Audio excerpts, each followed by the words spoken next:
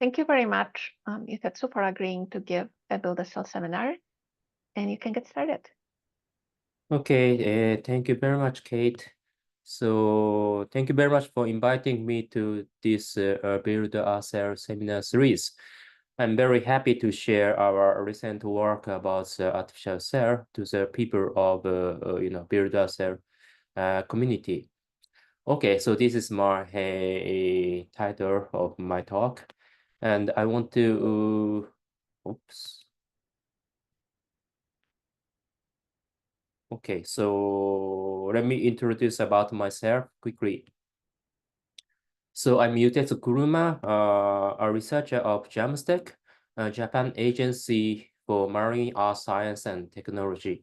This is a national institute for marine science, so that we have some research ships and also a manned submarine, which is called as Shinkai 6500.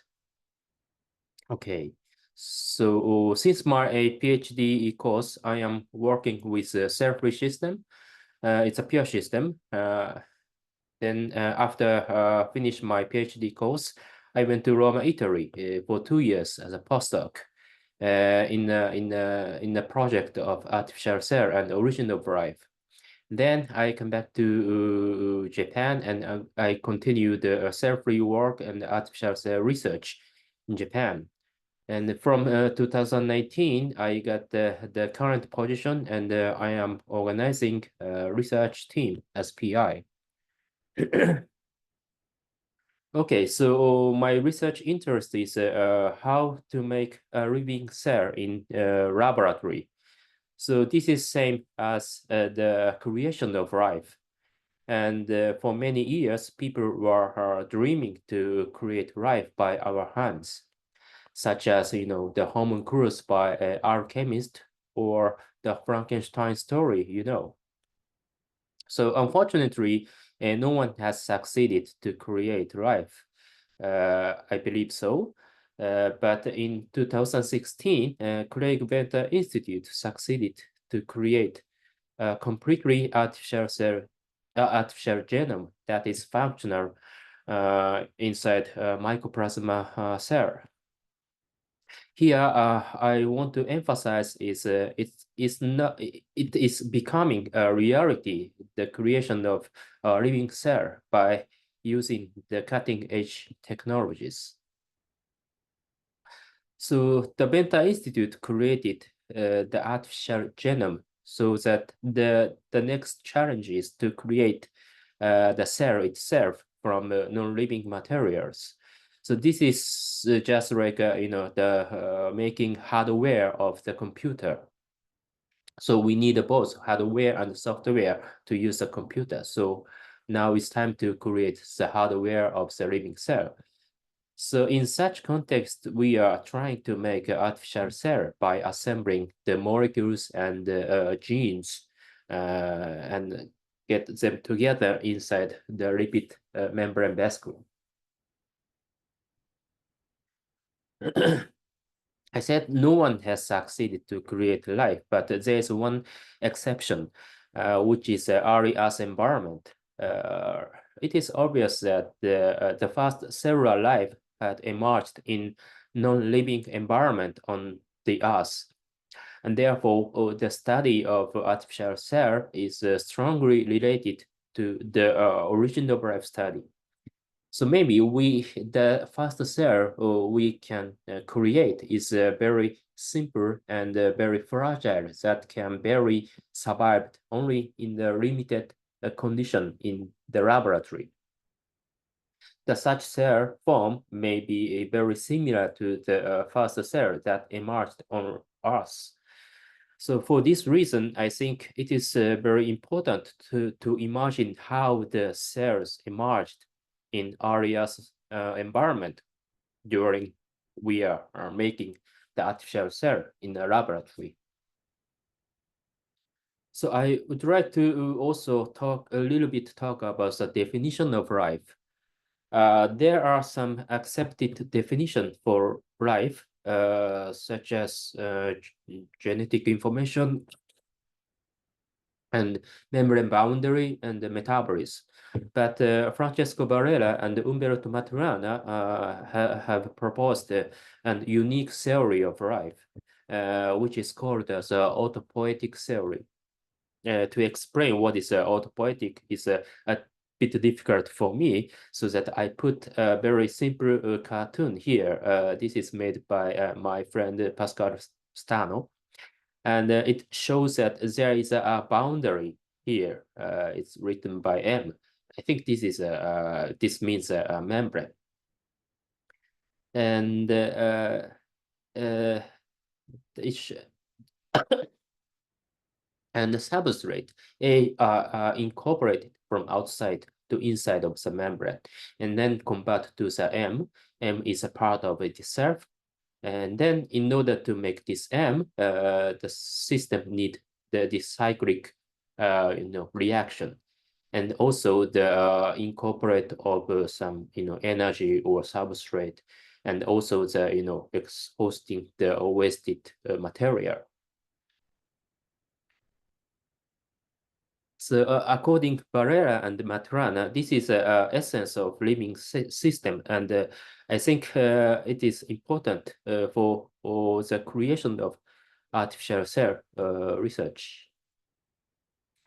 Okay, so to create the artificial cell, we need some technologies. The first one is, of course, the selfish system, which is also called as a TXTL system.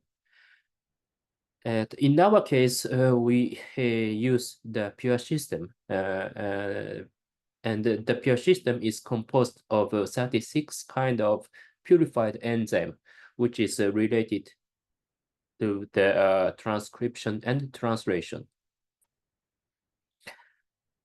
So that if you add genes of interest, you can synthesize protein in 3 to 6 hours. And then, it's very, the simple to use. And another technology is membrane vascular formation. The most common technique is, I think, a droplet transfer method. So first you make the droplet inside the lipid oil, and then overlaid on the the aqueous solution. And then if you give a little bit force by the centrifugation, you can make the lipid bilayer vascular at the bottom of the tubes. Previously, we optimized this protocol and make it simple to finish just in 10 to 30 minutes. Okay, so you don't need any special equipment and special technique, just the very simple setup. You can create very good condition of the giant vesicle using in this technique. So what is the demerit? But there is a demerit of this method, which is we cannot control the size of vesicle. So in order to make a uniform giant vesicle, we have to use the microfluidic system. Okay. However, sometimes this is a bit cost the money, and also there are sometimes there's a problem about reproducibility. Even you find a very beautiful paper, and not always you can repeat the same data using this microfluidic system. But I think sooner or later we can control very good, and then we can make a lot of uniform size giant vesicle. So, for example, by coupling this technique, we can perform the protein synthesis only inside of the giant vesicle. So here, what's happened is the gene expression. So and the time scale and the size scale is very similar to the real living cell. So we call this system as artificial cell, and we believe that one day this artificial cell become real living cell by increasing the complexity inside. Okay, so I would like to introduce one interesting try of artificial cell. So this is just a fun science, and this year I was very lucky because I had the opportunity to get on the Shinkai submarine here. The submarine is only for 3 person, and this inside is an extremely narrow space, and the diameter is only 2 meter, and there are a lot of electric machine here, and we have to stay here for 5 to 8 hours without of course without bathroom. Okay. So what I did, taking this opportunity, I brought the artificial cell to the deep sea. So I prepared artificial cell on the ship because there is a laboratory inside the ship. So that after I prepared the artificial cell, I mixed them with the seawater and packed inside this ultrafiltration unit. So here I made a hole so that the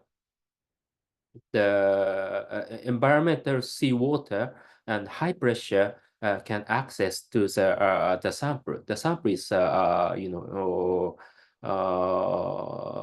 enclosed inside this inner chamber. So and by passing this membrane, the high pressure and seawater condition can access to the internal artificial cell. Okay, this is a right. Yeah, this is a movie of diving. You can see the fixed sample here,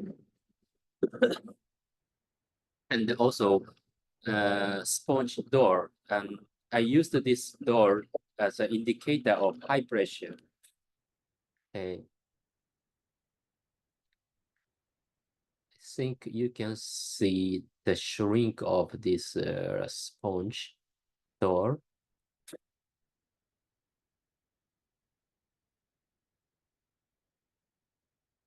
No. Yeah, this is the arm of the Shinkai, like this. You see the shrinking by high pressure. So I brought the sample exactly to the deep sea.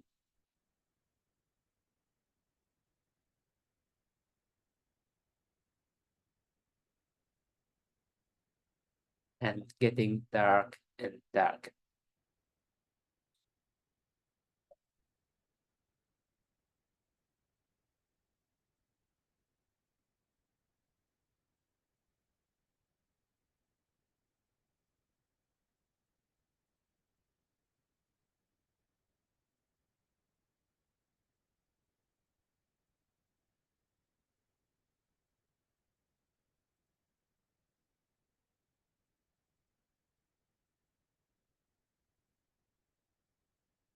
Yes. So after I brought back to the laboratory, I check if the artificial cell is survived or not. It is true that most of the cells were broken, maybe by the seawater mixing, but I could find a few number of survived artificial cells, and even after the 1,400-meter dive. However, unfortunately, the cell could not synthesize the protein. Could not synthesize protein when I incubate them a few hours at 37 degrees in the laboratory. So next, what I did is I removed the external seawater and then resuspended this survived artificial cell into the nutrient-rich buffer.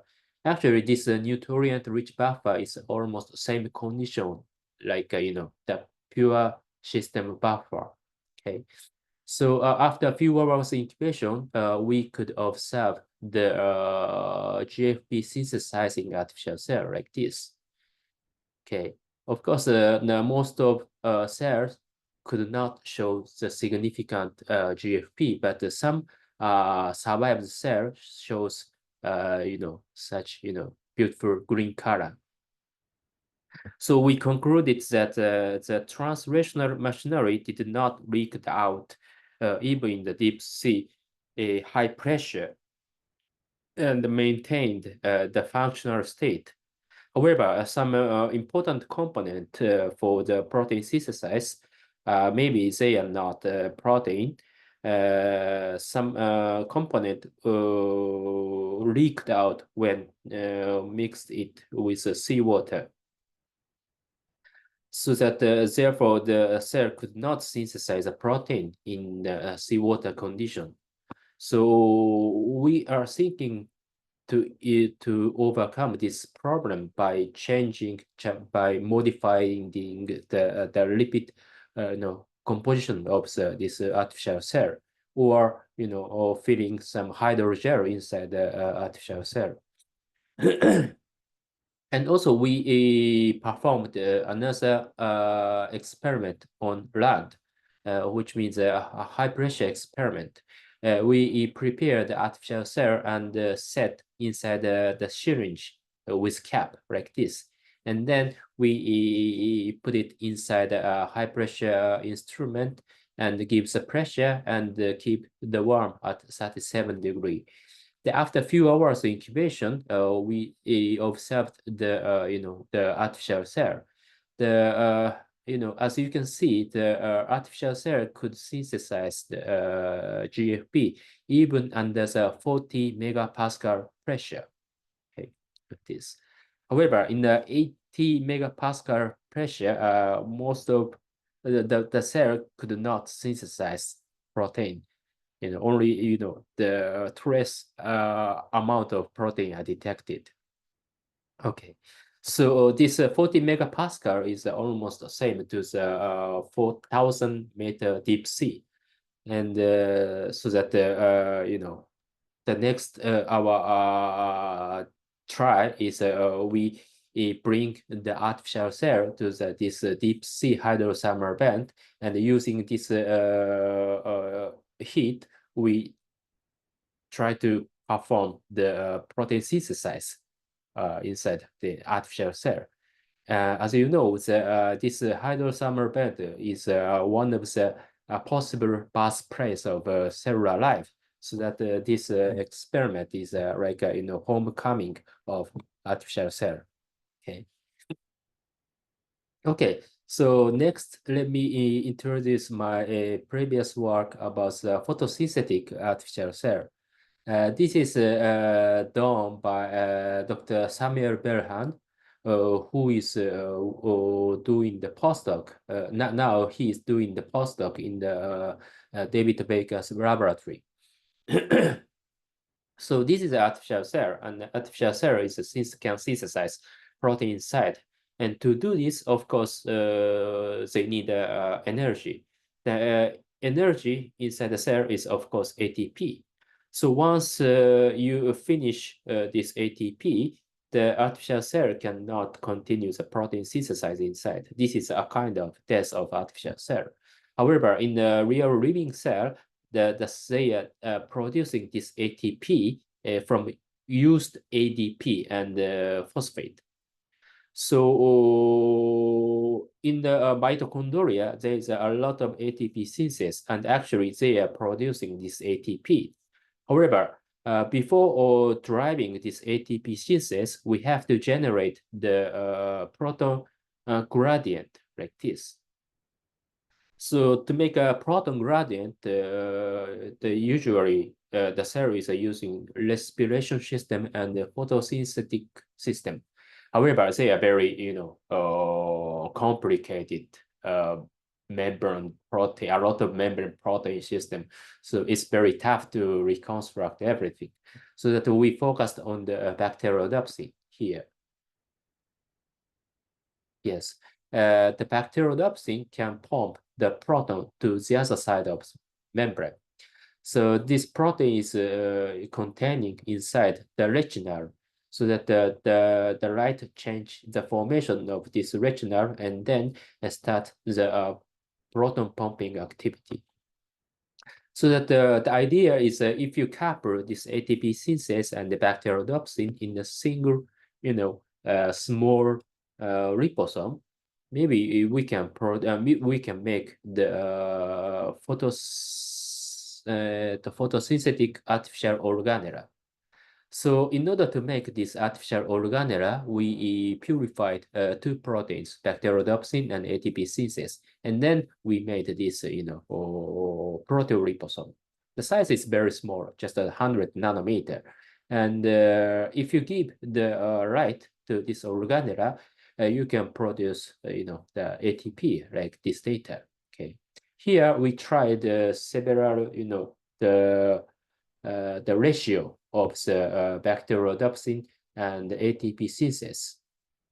So, for example, in the case of 176 bacteriodopsin and 1 ATP synthase, we can produce a lot of ATP like this, which means if you have a big engine, you can produce more energy.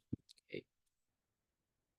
So so and then I mixed this artificial organella and the cellfish system and encapsulate inside the giant vesicle like this.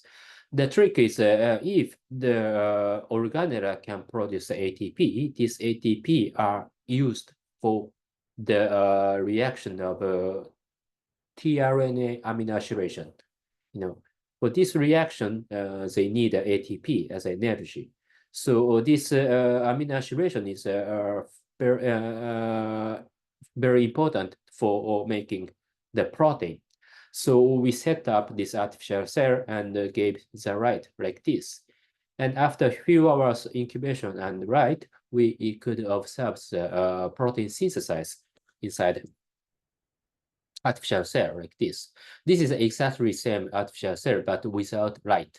So there's no protein synthesis. And we also checked the product by a SDS page, and we found that almost 60% of the prepared artificial cell shows a significant green fluorescence protein inside. Okay, this is another fun science. We prepared exactly same the artificial cell and brought to the rooftop of the building. I remember that this was a very hot day in summer, and we put the artificial cell in the artificial pond here. And after a few hours, or incubation, we found that this artificial cell were producing GFP like this. So in that case, this artificial cell used the energy from the sunlight and the heat from the sun. So I think this is the first example that the artificial cell escaped from laboratory and activated in the real environment. Okay, so we were very happy to find the GFP synthesized inside. But the GFP is just, beautiful, but there's no function. So we changed we tried to synthesize another protein, which means bacteriodopsin. So if you photosynthesize bacteriodopsin, what's happened? The synthesized bacteriodopsin goes to the, the membrane of the artificial organella. So that if you compare the before and after of the photosynthetic reaction, the number of bacteriodopsin on one organella will be increased, so that the specific activity of the artificial organella should be increased. So actually, this is a data that this is before and after the light irradiation. And this, the 0.5 difference come from the photosynthesized bacteriodopsin. We did the same experiment for the FOF1, but FOF1 is a very, big membrane protein complex, so that we just tried 3 membrane protein part A, B, C subunit, and then we observed a very similar, result. Okay, so this is a summary of what happened in the artificial photosynthetic cell. So by giving the right physical energy, the bacteriodopsin convert this physical energy to the electrochemical chemical potential. This is the delta pH. And based on this delta pH, the ATP synthase convert the energy to the chemical energy. This is ATP. And this ATP is used for the synthesis of membrane messenger RNA. We did this reaction, and also production of functional molecules, which means a protein. And also we tried to we could synthesize bacteriodopsin and FOF1 so that this protein next actively catch the right energy like this. So we can make the reaction as a cyclic, not linear. And that system is very close to the real living cell. This is what I think. Okay, I skipped this reaction. Okay, so let me change my talk to another topic. And this is a self-reproduction of cell.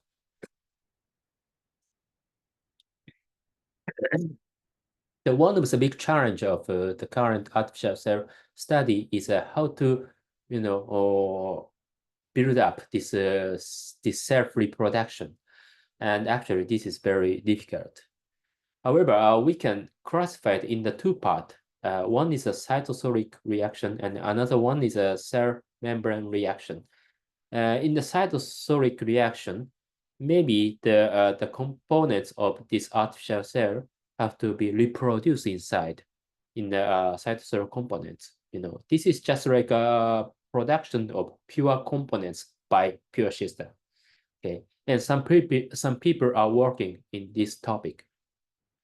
But one of the most difficult part of this pure system, produce pure system, is a production of ribosomes. So we have to show that a pure system can produce the active ribosomes, and no one has succeeded about this topic.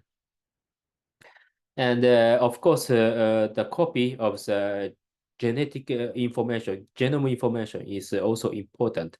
However, this was already reconstituted by the Professor Suetsugu in the Rikyo University. So I think that many people are already working on this, cytosolic part of the self-reproduction.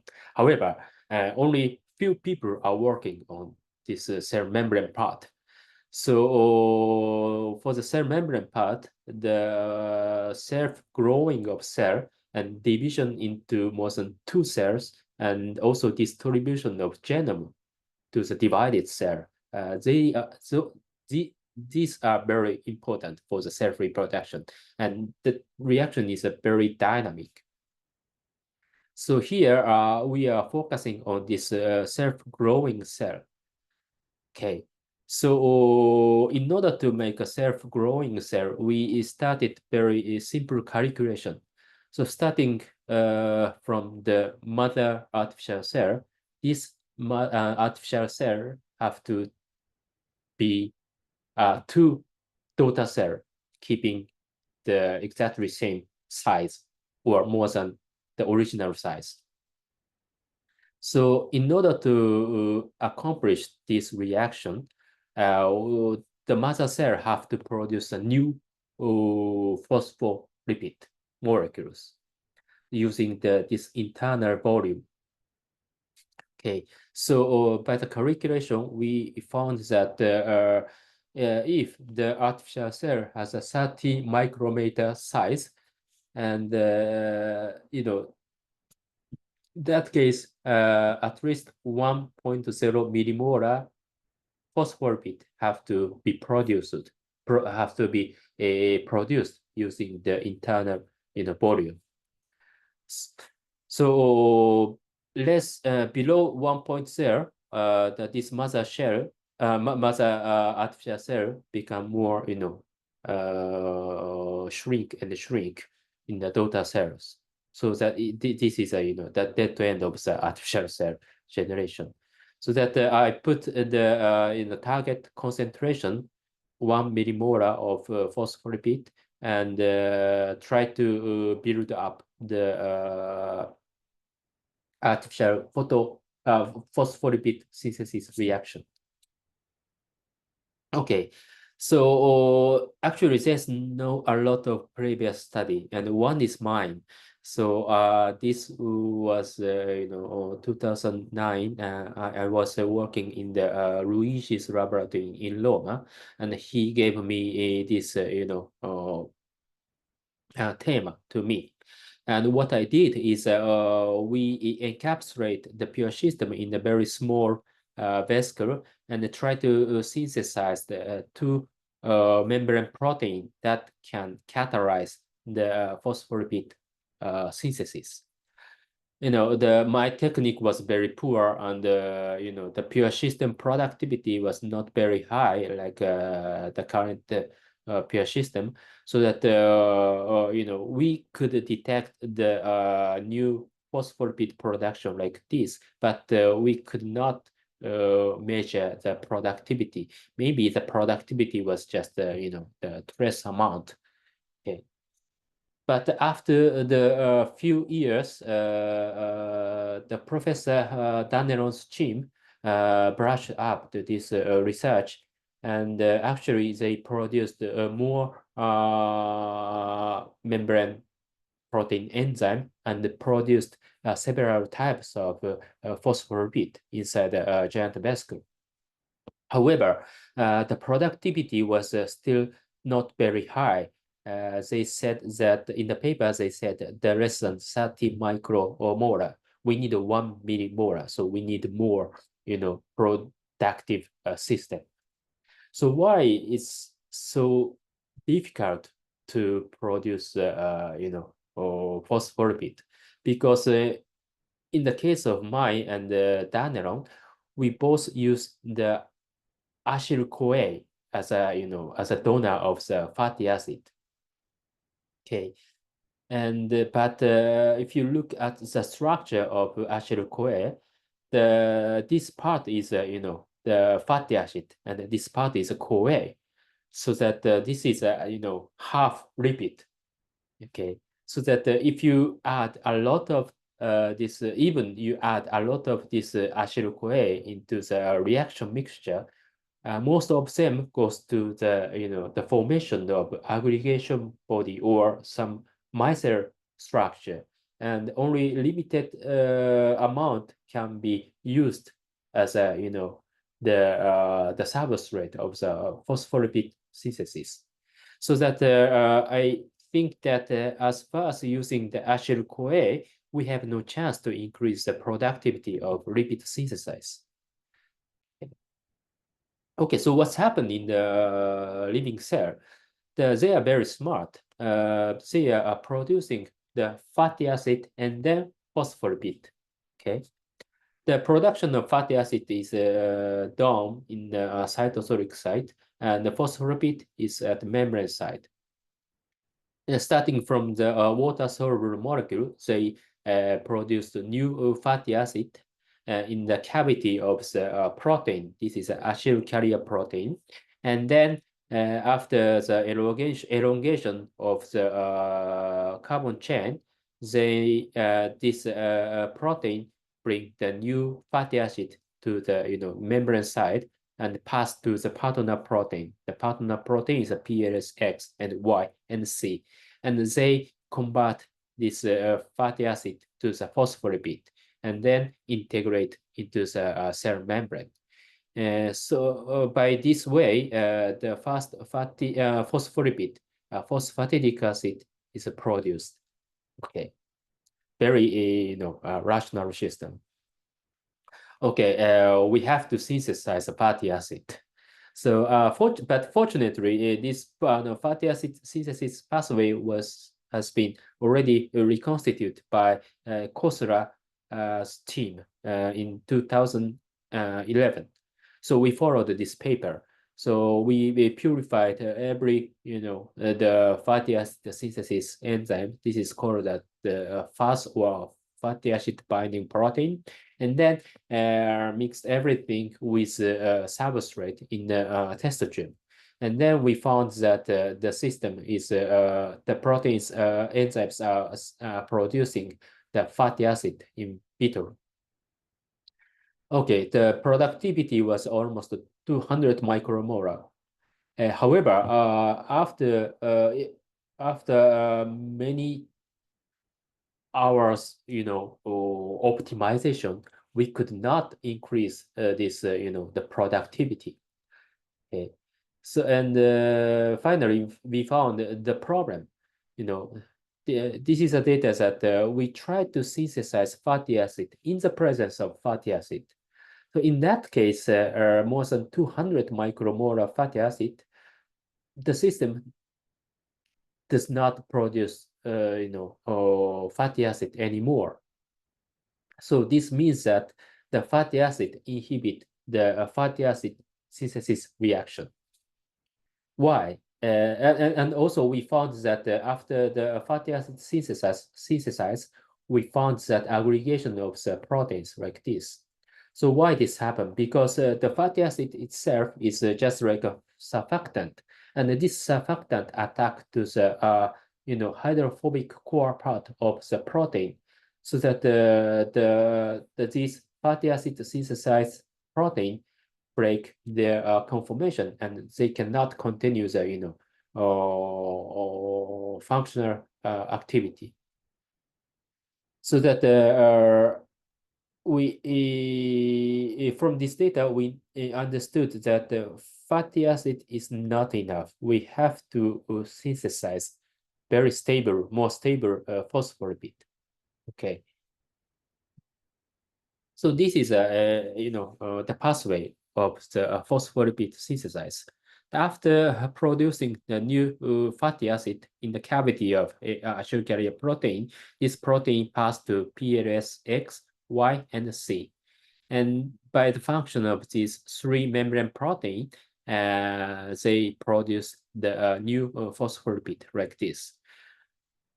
The problem is they are membrane protein, so that in order to purify this protein, I have to use detergent. So, but the protein with detergent, I cannot encapsulate inside the giant vesicle, because detergent melt the vesicle. So that we decided to synthesize these three membrane protein by using the cell-free system. So we checked the pure system can synthesize three kind of membrane protein, and in the case of a PLSY, this is a real membrane protein. Real means containing large transmembrane region protein. So this is a GFP fusion protein to visualize by the microscopy. And we found that they are membrane localized after the protein synthesized. However, another protein, PLSX, we found that they are produced inside the artificial cell, but never go to the membrane side. So that we added the POPG for the giant vesicle, and this is actually a negatively charged phospholipid, so that we can keep the negative charge on the artificial cell membrane. In that case, in the case of 50% of POPG, we found that some synthesized protein localized to the membrane side, but not very significant. After that, we added the molecular crowding effect by encapsulating FICOR.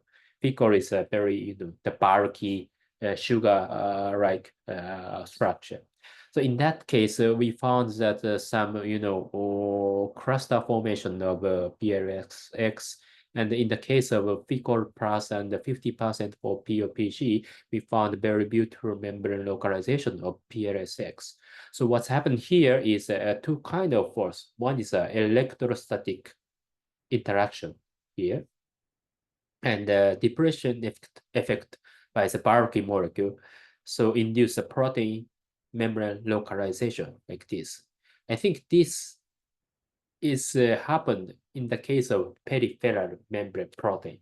In the case of multi transmembrane protein, they are automatically localized to the membrane by the hydrophobic interaction. But in the case of peripheral membrane protein, they need more cell-like condition like electrostatic and depression effect. So this is what we studied from this data. Okay, so now we can synthesize new fatty acid. We can synthesize the membrane protein that catalyze the phospholipid production. So maybe we can, if we encapsulate everything inside the giant vesicle, we can produce a new phospholipid. However, in the current condition, there is a very serious problem, which means we produce a lot of byproduct CoA.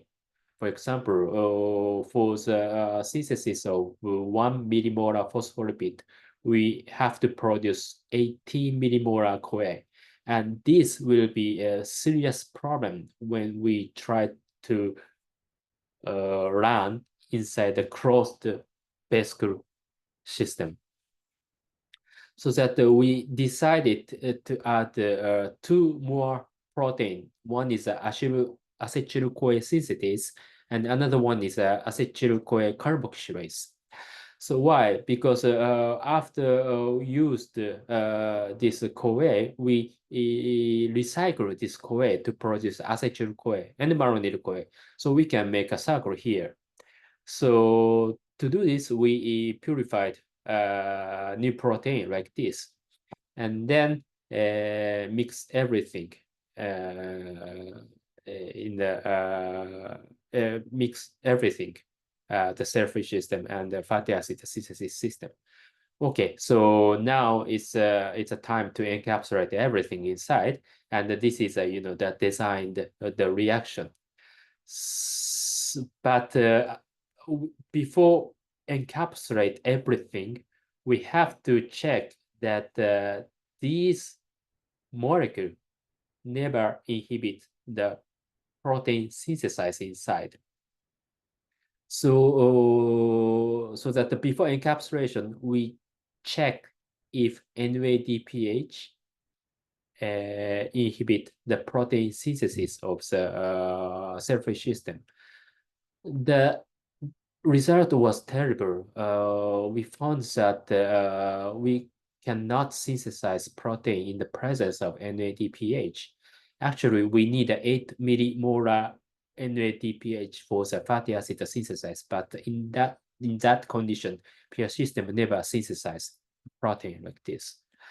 So until this point, we used a lot of grant money, and we used 7 or 8 years. But I was thinking to stop this project with no positive data. However, before stop this research, I tried one more experiment, which is we check the permeability of NADPH. Actually, we were very lucky that when we decrease this POPC concentration to the 20 percent more, we found that the NADPH passed the cell membrane from outside to inside.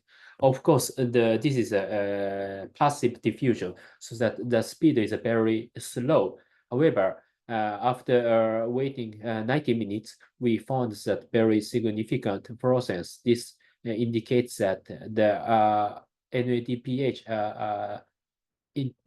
get inside from outside to the inside of the GUV. So that based on this data, we decided, okay, we encapsulate everything without NADPH, And then first we do the protein synthesis. And after the protein synthesis, we add NADPH at the outside of vesicle. And this NADPH get inside the vesicle and start the repeat synthesis. So this is a strategy. Okay. So we checked another molecule. This is a CoA, and CoA never inhibits the protein synthesis. And actually, we just need a 0.5 or 1 millimolar, and this is no problem for the pure system. However, this CoA never passed the membrane. So when I saw this data, I was very scared. If the result was opposite, I have to kill myself and stop this, research. Okay, so everything okay. Now is everything ready. So we encapsulate everything inside the giant vesicle and start the protein synthesis to produce the PLS X and Y and C. And after that, we add NADPH at the outside and then start the internal repeat synthesis. And the produced phosphatidic acid can be monitored visualized by the specific binding protein. This is SPO labeled with GFP. So as you can see, the result shows that we found a very beautiful, GFP SPO binding on the membrane. So in the absence of CoA or DNA or NADPH, we never found such, the SPO protein binding. So this data indicates that a new phospholipid, new phosphatidic acid were produced only inside of this artificial cell by harmonizing these four kind of metabolic reaction. We recognize that this will be a basic system for the phospholipid producing artificial cell. But in the current condition, we just synthesize only 10% of the mother vesicle. So we need more phospholipid. We have to increase the productivity tenfold more. This is a current, the challenge. Okay, so in order to overcome this problem, now we are redesigning the system. The current system is just using this NADPH for the fatty acid synthesis, so that after the reaction, there is a lot of accumulation of used NADP plus. So this is very bad. So that we decided to use lactate and 2-dehydrogenase protein. So starting from the lactate dehydrogenase produce pyruvate, and by the function of pyruvate dehydrogenase, this pyruvate convert to the artificial cell. The acetyl-CoA, and acetyl-CoA is a source of the fatty acid. And what is nice is that during this reaction, these enzymes can produce NADH from NAD plus, so that we can make a cyclic reaction here. So now the master student Tanaka-kun is working on this research line. He already purified two kind of dehydrogenase protein.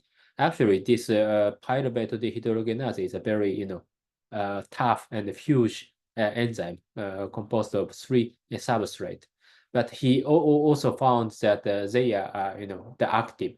The PDH can produce acetyl-CoA and the LDH can produce pyruvate. Okay.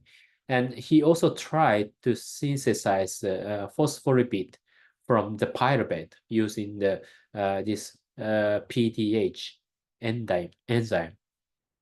So this is the data that this red trace represent the without PDH. Even in the absence of PDH, the reaction is containing acetyl-CoA, so that they can produce the phospholipid from the acetyl-CoA.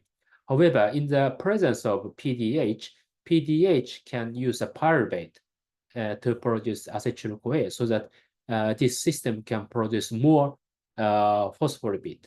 And this is a very preliminary data, but we are trying to fix this result, and or trying to measure the productivity. The productivity so far is not very bad, more than 100 micromolar. Okay.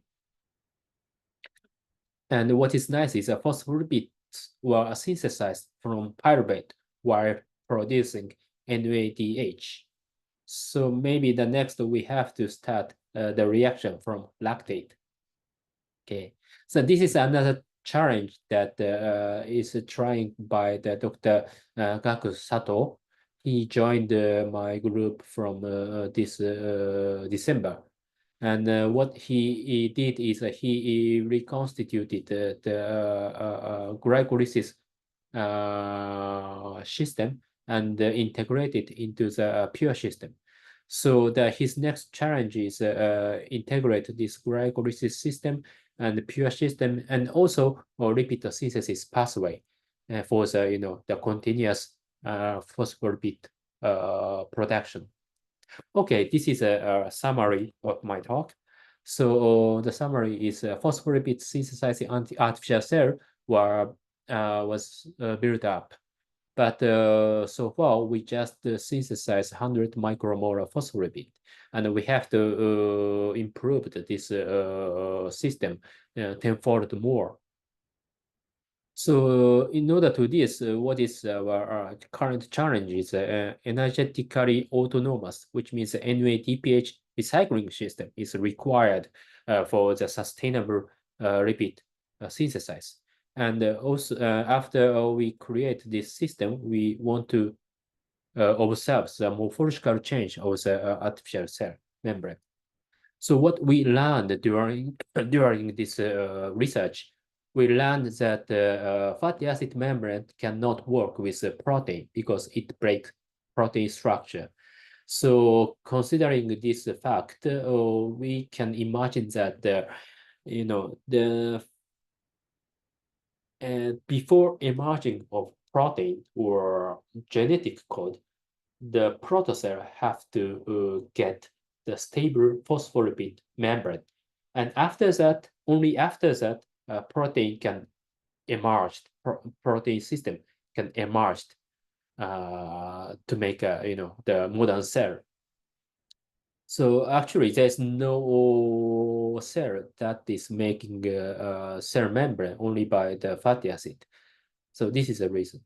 So another important thing is cyclic reaction is very important for making the living system, because every cell system, living life system is performed inside lipid membrane capsule, and this is a closed capsule, so that if the system produces a lot of byproduct or wasting material, then we have to think about how to kick it out to the outside of the membrane. And of course, in that case, we need some, the membrane transporter or some pore, and that is a big mess. So what is the ideal system is we eat 100 and use 100 everything and produced only a part of our body. So I think this is the ideal system. Okay, that's it. I want to thank my colleagues, and also I want to thank the founding. Thank you very much. Thank you. Thank you so much. This is really inspiring. I always love that work. You have a lot of questions in chat. Can you see chat? Just a moment. So,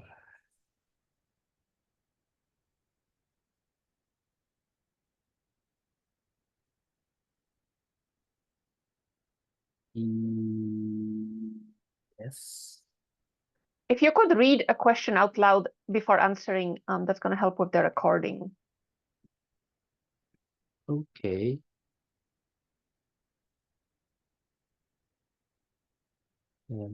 So yes, this is so cool. Thank you very much. Do you think the bacterodoxin you used is the only way to go about the photosynthesis, or would it be possible to use rhodopsins working with different light wave range? Yes, I know the several type of rhodopsin, and some rhodopsin can use very long wave, the light wave. So yes, and but what is my concept is using the minimal number of components, we build up the cellular system. So this is just like a concept of the pure system. Okay, so I think yeah, I believe several way to perform photosynthesis, not only the bacterial adoption, but any type of light sensing protein, or the proton gradient making protein. Yeah, but even in the case, even in any case, we need membrane basically capsule to separate the proton. Yeah. The next one is Emma, do you think membrane synthesis would be easier if you use some different kind of lipids in synthetic cell? Is there anything easier to synthesize? Okay, so it is not true that I want to create something complicated, difficult. What I want to do is I want to synthesize new phospholipid inside phospholipid membrane. That's it. But in order to do this, we have to create a very complicated system. So why? Because this is come from the nature of phospholipid molecular structure. They are very, unique and particular, hydrophobic, hydrophilic, but and actually the producing phospholipid inside the cell is a very risky process, because if they produce a lot of hydrophobic molecule in the protein solution, there is a lot of the risk to break the protein structure, so that the newly synthesized fatty acid never go out to the cytosolic part. They are always keep inside the protein pocket, and then pass to the cell membrane and convert to the stable phospholipid, and in the 100% efficiency, they release to the already prepared lipid bilayer. So I want to do this reaction using minimal number of component, but I think now is already minimal number. Of course, if you use the chemical reaction, like a quick chemistry, like Neil Devaraj's group is doing very beautiful work. In that case, we can reproduce phospholipid. However, the point is after producing the daughter cell have to do the exactly same things to continue the generation. For this reason, the metabolic system or biochemical reaction need information.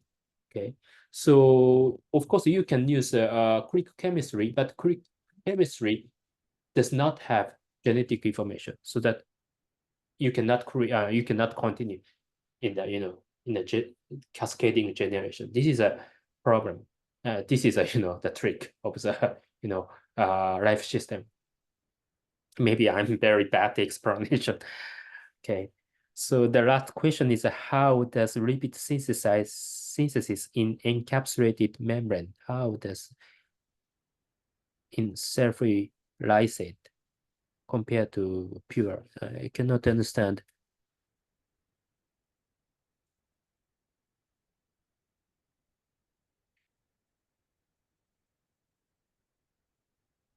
I'm Oh, guessing Mohammed, if you want to unmute yourself and ask yourself, or I'm guessing he's asking about the whole cell extract lysate. So not pure, but the TXDL, the Yes. Yep. I never tried lysate type cell-free system. But if we think about the productivity of the three membrane protein, maybe we can produce more protein using the lysate type cell-free system. However, lysate type is already containing a lot of unnecessary component and maybe some repeat fractions. So that I think it's very difficult to produce the the lipid phospholipid using the lysate type. But I don't know. I have no experience. Yeah, but if someone tried, I'm very curious to know the result. Yeah. I'm there with you. I would love to see that because, typically lysate is much more efficient. It's higher yields for everything. But Yep. you're right that it's, yeah. Mohammed, No you one. make a good point. I don't think anyone tried. Then at least I haven't seen anyone ever talk about trying. Yeah, what Kate said is very true because the one of the demerit of weak point of the cell pure system is we cannot produce a lot of protein because after a few hours reaction, pure system stops the protein synthesis for unknown reason. And so that, but now I'm producing the three kind of membrane protein, but this is not enough. We need produce more, like Christopher Danero's work.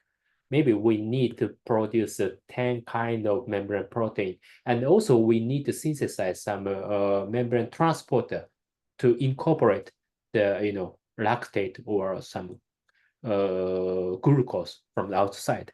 In that case, we have to produce more protein. So maybe a lysate type cell-free system can solve this problem, but I don't know what's happened for the lipid synthesis, how they work. Yeah. Yeah. Well, that's exciting because I like when we end the seminar with something to try, like a future directions. I'm really looking forward to that.